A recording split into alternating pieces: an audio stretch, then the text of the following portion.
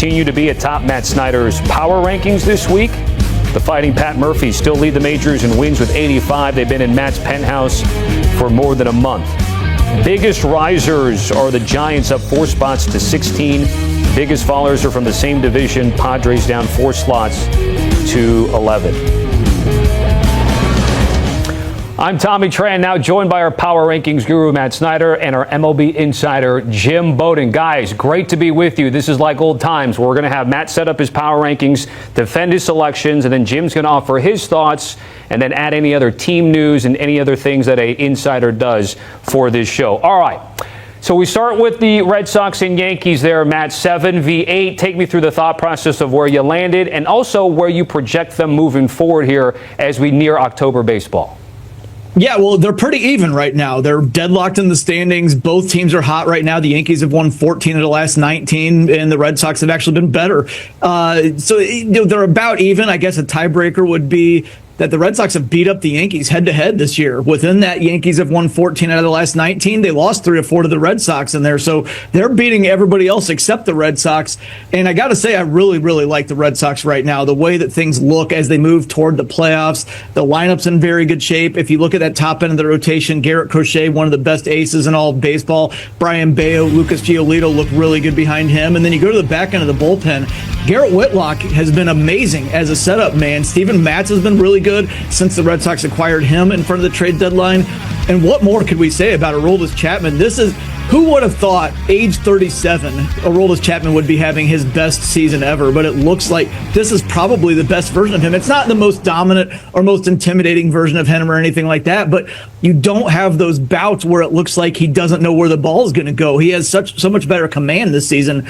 This is probably the best version of him. So and pretty much everything about the Red Sox really looks pretty good right now. Yeah, and for Aroldis Chapman, he got rewarded with a contract extension by Boston, 1 year at $13 million, with a vesting option that can add 2 more years next year. So it could end up being a 3-year, $39 million deal. You know, it's been interesting watching these two teams over the last 30 days because the Yankees have outscored the Red Sox 140 to 124. They've almost doubled the home runs, 54 to 27 the Yankees have. And when you look at team ERA over the last 30 days, the Yankees and Red Sox are 1-2 in baseball. Yankees ERA has been 3.32, while the Red Sox at 3.61. But what the Yankees have done recently is taken advantage of a very weak schedule, doing a lot of damage against non-contending teams, which is how they've had to win. But I think when we push this forward, Tommy and Matt, we have to look at the schedule. And the Yankees' schedule over the next 12 games is extremely difficult. They have to play the West leading Astros 3 times, the East leading Blue Jays 3 times, the Central leading Tigers 3 times, and then they get the Red Sox for 3. That's a tough 12-game schedule coming up. On the flip side, Boston has 3 against Cleveland, 3 against Arizona, 3 against the Athletics before they play the Yankees. So you look at the schedule, it's a huge advantage for Boston the rest of the way, and that may be the difference on who finishes ahead of who between now and the end of the season. You guys bring up some great points. And, Jim, I'm going to throw it right back at you only because it's become pretty topical here with Walker Buehler and that release here. What more can you tell us about what happened there and why Boston couldn't keep him around in some type of capacity for this run? Yeah, I mean, you look at Walker Buehler's stuff. He was down a mile an hour across the board, and they couldn't figure out how to get him back. And the stuff just wasn't good enough, and they had to move on from him in the rotation. They put him in the bullpen. He didn't want to be there.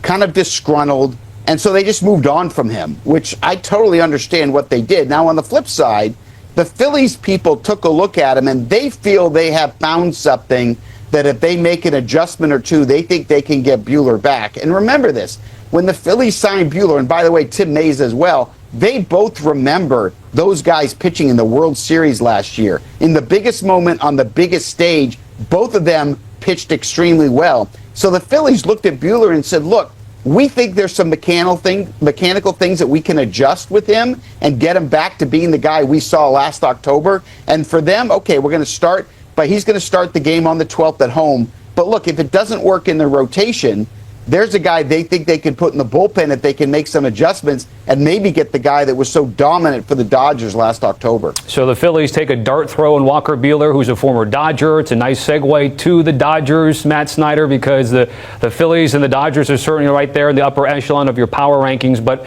in terms of LA specifically, what have they done well to move up in your rankings?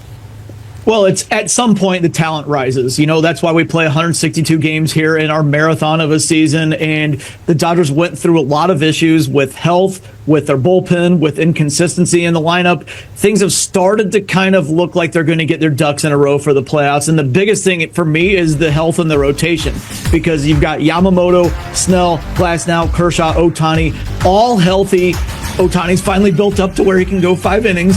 So it looks like one of those, if it continues on this path, a good problem to have as they head toward the playoffs, because you only need 4 starters in a playoff rotation. They didn't even have 4 last year. They had 3 and then figured it out with a bullpen game. Right now, it looks like they have 5 as they get closer to the playoffs. I don't know exactly which one they would kick back to the bullpen, but that would help the bullpen then by having an extra starter there. So everything looks like it's starting to line up for the Dodgers to be kind of firing on all cylinders for the playoffs, and that's one of the reasons why they got bumped up. Yeah, Matt, and no doubt we've looked at the Dodgers roster all year and said, look, this is the best roster in baseball. It's just a matter of can they be healthy. And to your point, you look at Blake Snell, last 4 starts, his ERA combined is 1.93. Clayton Kershaw, he's 4-0 with a 2.38 ERA over his last 5 starts as well. And as you mentioned, Yamamoto's healthy, Tyler Glasnow's healthy, Emmett Sheehan has been red hot. Plus Ohtani. So you got 6 starters right there, and they're going to be able to take one of these guys, or maybe 2 of them, and put them in the bullpen, which is going to be important for this team. But also keep in mind the 3 future Hall of Famers over the last 24 games, they have absolutely stepped up for the Dodgers. Shohei Ohtani has 7 homers and 12 RBIs over the last 24 games. Mookie Betts is hitting .323 with 3 homers and 11 RBIs. And first baseman Freddie Freeman over those same 24 games, 6 homers, 16 RBIs. So when the 3 Hall of Famers, future Hall of Famers, are stepping up, doing their thing, and you have a healthy rotation, this is a very scary Dodger team. So we just saw some highlights of the Dodgers and Padres there, Matt. So you move LA up. You do move San Diego down. They're still in it for the division. Wild card race still looking good. But that lineup has been a bit of an issue here. Is it just sort of a bad spell for them, you think, or maybe a bad sign of things to come? Well, there's a little bit of a bad spell for sure, but on the season on the whole, I'm worried that they just don't slug enough. What happened to Slam Diego, man? I mean, only the Pirates are the only team that have fewer home runs this season than the San Diego Padres. It seems like Fernando Tatis Jr. just doesn't have his power stroke anymore. Jackson Merrill has kind of taken a step back there. A lot of issues in that lineup, and it's mostly, as I said, it's mostly the slugging there. Then you go to the bullpen. Jason Adam, kind of that freak injury on front of the mound yesterday. You don't see anything like that. Ruptured quad tendon, so he's out a while. In the rotation, Dylan Cease still pretty unreliable overall. They've lost 6 of 8. They do have a very easy remaining schedule, including 7 games against the Rockies, so they have time to get things right. It doesn't look like they're in danger of falling out of the playoff picture or anything like that. So still some time, but I would like to see a lot more power, I'll tell you that. Yeah, and I'm really concerned about the starting rotation, Matt. So I agree with everything you just said, but you brought up Dylan Cease.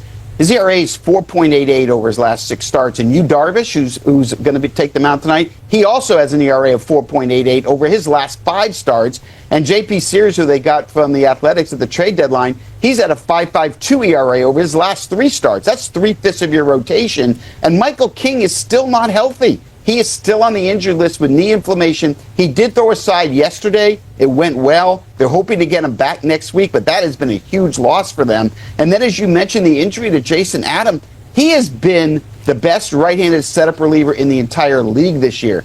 In 65 appearances, a 1.92 ERA. And although they have a deep bullpen, I get it, with Robert Suarez and Mason Miller and Adrian Morejon, all 3 are all-stars, I get it. But taking Adam out of there is a huge blow for a team that struggles in the rotation as well. Plus, we didn't talk about Xander Bogaerts, one of the core players, their shortstop, one of their leaders, also out for the season as well. So, look, San Diego is going to make the playoffs, probably more likely as a wild card team at this point. but the injuries have piled up, and the lack of success in the rotation is a huge problem for the San Diego team. And then let's get a quick thought on the biggest risers, the Giants. Matt, probably too little too late, but Devers finally hitting bombs in August. Verlander with a vintage outing. Quick thought on San Francisco here. Yeah, they've won 8 of 9. They've crawled back to 500, but it is too little too late. But yeah, like Willie Adames finally hitting. Rafael Devers on fire right now. Luis Matos looking really good. Look, they've won 8 of 9, and 5 of those were against the Cubs and Brewers. So it's not like they've just been beating up on weak teams. Kudos to the Giants, but as you said, too little too late. Yeah, and look, the Stars are doing what they were supposed to do. The 2 big moves that Buster Posey has made since he went to the Giants. In the offseason, he went and got the shortstop, Willie Adames. Last 30 days, 9 homers, 16 RBIs. He made the big trade in June to get Devers, 9 homers, 17 RBIs over the last 30 days. They're finally finding their footing. They finally feel at home in San Francisco. They're performing like Buster Posey expected. And then at the top of the rotation, Logan Webb has been really good. 2.5 ERA over his last 5 starts. And the 42-year-old Justin Verlander, like a nice bottle of Margaux, just keeps getting better with age. Over his last 6 starts, his ERA's been 3.62. So I really like that the Giants are going to finish strong. But look, they still have a lot of work to do before they become a contending team. We won't be covering them in the postseason this year. No, we will not. And Verlander waited too long to get that first win, but is look good to see that 10K performance from him. And as a Giant fan, again, bittersweet. All right, Jim. All right, Dodgers Nation, you guys ready for this? There's some serious drama going on in the desert. And no, I'm not talking about the heat wave. I'm talking about the Arizona Diamondbacks, a team that started the season with big expectations after that 2023 World Series run, but now they're collapsing. And because of that, one of the most talented second basemen in baseball, yes, I'm talking about Ketel Marte, could be on the move this offseason. Now think about it, an all-star, a switch hitter, elite contact skills, a dude with power, speed, and a $116.5 million contract that the Dodgers could easily absorb. And guess what? The latest reports say that the D-backs are ready to listen to offers. Could the Dodgers actually pull off another blockbuster and bring Marte to Los Angeles? Let's break this down. The rumors, the drama, and why Marte could be the missing piece for another championship run.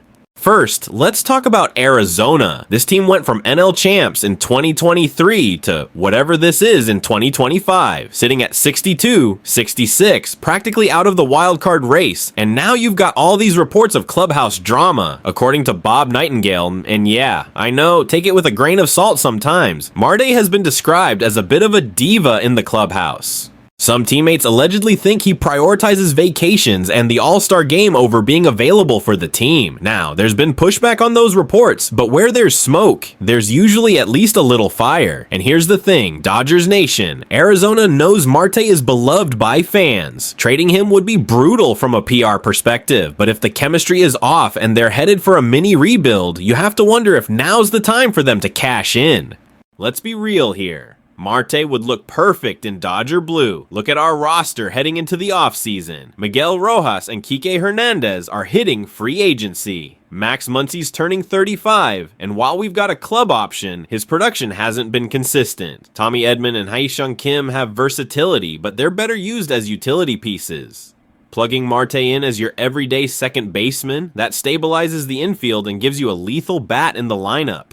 This season alone, Marte is putting up a .292 batting average, .368 OBP, and .504 slugging. That's in .872 OPS with 21 home runs, 78 RBIs, and elite splits as a switch hitter. He's hitting over .300 against righties and still slugging against lefties. Defensively, he's not a gold glover, but with Betts, Edman, and Lux able to cover ground, you hide any range limitations he has. It's the perfect fit. So what would a deal look like? The Dodgers have the #1 ranked farm system in baseball and 5 prospects in MLB Pipeline's top 66. Arizona, meanwhile, has one of the weakest farm systems and badly needs to restock for the future. A potential package could look something like this. SS Alex Freeland, our #5 prospect, RHP Nick Frasso, a top 10 arm in our system, and maybe an outfield prospect like Andy Pages if they really want to sweeten the deal. It's a lot, but here's the thing. Ketel Ketel Marte is under contract through 2027. You're not just renting a star, you're adding a key piece for the next 3 seasons during the peak years of Shohei Ohtani and Freddie Freeman. Now imagine this, Dodgers Nation. Picture a lineup if this trade happens. That's speed, contact, power, and elite plate discipline all the way through the order. Marte in our lineup means no easy outs for opposing pitchers. None.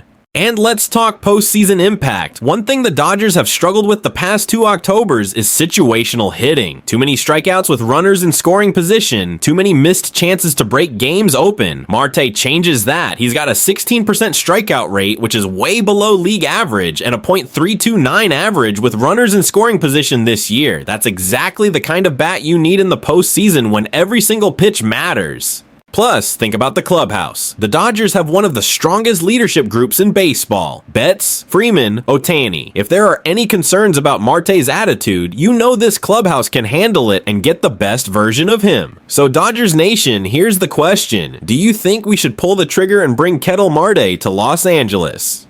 Would you be okay parting with a top prospect like Freeland or Pages to make it happen? Or should we hold our chips for another move this offseason? Drop your thoughts in the comments, hit that like button if you want to see Marte in Dodger Blue, and don't forget to subscribe. Because if this offseason is anything like the rumors, it's gonna be a wild ride. I'm Victor, your diehard Dodgers fan, and as always, go Dodgers, baby!